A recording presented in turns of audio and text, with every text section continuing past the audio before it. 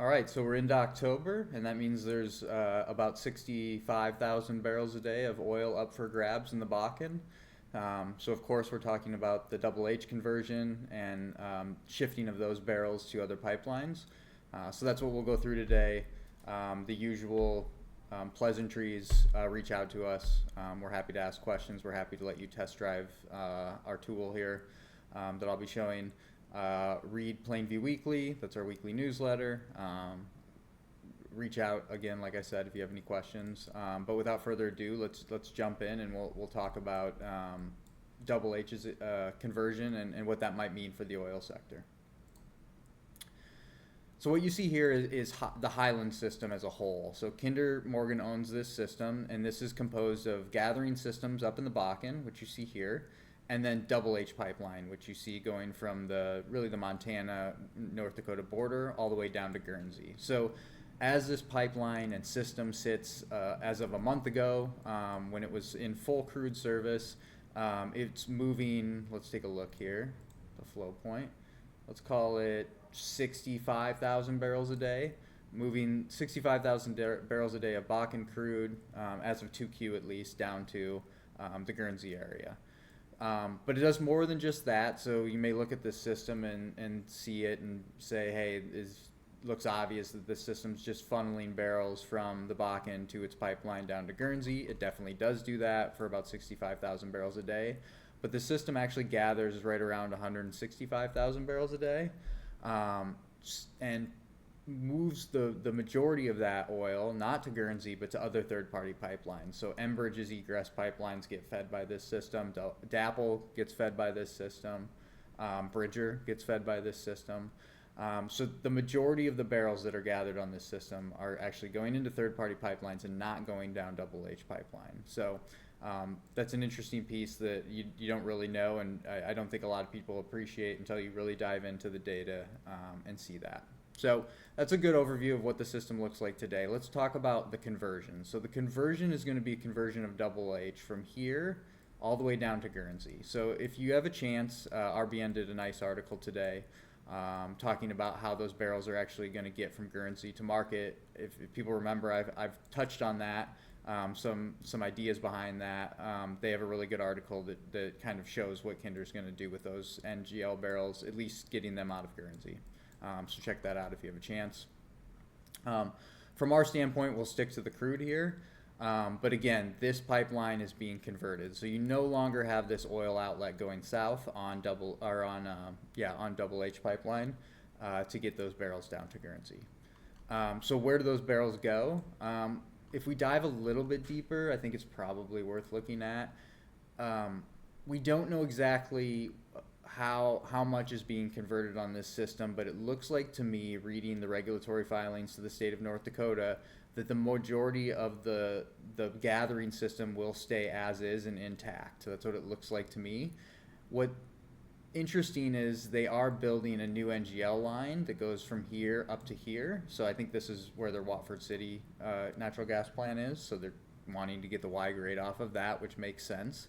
But tying it into here would imply that perhaps this system would be converted, and that's actually what they do say in a separate filing, is they are converting this 12-inch line system as well. So they are, with that said, they do have extra pipelines here, they did say in their application, and they're going to connect those and turn those into crude service. So just to get rid of what I had there.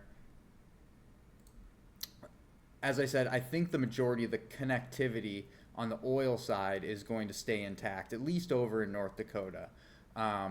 So that's a good overview. I think this chunk will turn to NGLs. There'll still be crude service, it looks like to me, from here. I don't know if there's crude service here to be able to connect to some of these gathering systems, but we'll talk about what the implications for that might be. So again, we're going to dive into like who is best positioned to get the barrels, and maybe in a part two, we'll talk about the economics behind some of these pipelines. I know I've touched on that in a few other videos, but it'll probably be good to look at those with these barrels up for grab one at a time. But for this video, let's just talk about geographically, operationally, who's best situated, whose egress pipelines are best situated to take these barrels. So with that said, I'll leave I'll leave Hiland on, and we'll look at the 3 egress options that I think are best situated. So the first one shouldn't be a huge surprise. Dakota Access Pipeline, the big pipeline in the basin. As you can see, as I toggle this on and off, you can kind of see where the footprint of this is. And the connectivity here is really good to be able to take some of these barrels. So barrels that were previously being shuttled down to the Guernsey area and onto Double H, you have just really good connectivity from a geographic standpoint to be able to take those barrels on DAPL, as you can see here. So I kind of look at this in 3 different systems. I kind of look at this as like, oh, here's a separate system. This is the Richland County, Montana system. This is kind of like the southern system that sits below the river. And then this is the northern system. So I kind of look at these as 3 systems. DAPL certainly hits the northern and southern systems pretty well to be able to take some of those barrels. Another pipeline, we could look at Enbridge's pipeline. So they have 2 egress pipelines out, and they both use this trunk line here. One of them goes all the way over to Clearbrook, Minnesota here, and this is their North Dakota line. This is full, so they aren't going to get any more barrels on this line. However, there is space on there, and I'll toggle it on and off again so you can see kind of the footprint here. There is space on this line here. So they built 10 plus years ago, they built this line really big to be able to push more barrels up this way. And they do have space on this Bakken line up that's going up this way. So if we look at the flows here, you can see back in time, they had a lot of minimum volume commitments on this pipeline. But as Dakota Access came online, and really Dakota Access just outcompeted them, the barrels went down and really fell to essentially 0. Now they have lowered rates, and we'll maybe talk about that in the next video, the part 2 of this video, where we talk about the economics of some of these egress options. But they have been managed to claw back a few barrels here. And given their footprint, and we'll talk about the economics next time, the footprint gives them the ability to pull primarily from this northern part here, off Hiland. They do have some connectivity on the southern part down here, but it really doesn't reach back into kind of the guts of the gathering system where you'd expect them to be able to take a large amount of those volumes. So Enbridge pretty well situated from on the northern system to be able to potentially get some of these barrels that were potentially being shuttled down to Guernsey on this pipeline. The last option is Bridger, and Bridger has a number of connections in here. We'll just look at their trunk line pieces. Let's move us here.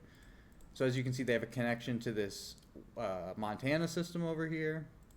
They have a connection here to the southern system, and they have another connection over here to the southern system. So really well situated here. As you notice, this is the only really direct egress option here in the Montana system that could potentially take those barrels, and really well connected on the southern piece, not well connected on the northern piece. They really don't have any trunk lines that get above the river that could take some of these barrels. So that's a quick overview of the 3 options. Again, I didn't say it before, but Bridger's transporting barrels down to the Guernsey area, and then has joint tariffs and JVs with Pony Express to take those barrels to Cushing as well.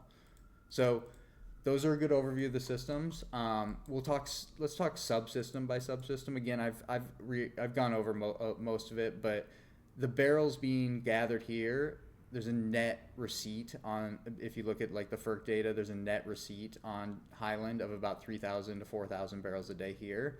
So Bridger's the only one really positioned to be able to take those, unless they're going to move barrels back across the border, which I guess is possible, but I just don't see a lot of that. So I would say those barrels, the 3,000 to 4,000 barrels, remember our pool is about 65,000 barrels that we can take off Double H.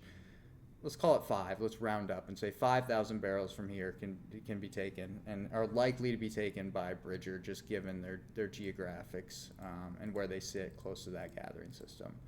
It's really tough to break apart the barrels on this southern system versus what's being gathered on the northern system. So if I had to take a guess, it's a low confidence guess, but I'd say half and half, maybe a little bit more up here just because it's a much bigger system.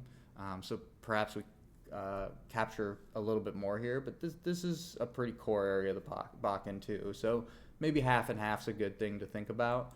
And again, the two systems up here that are going to be fighting for those barrels are going to be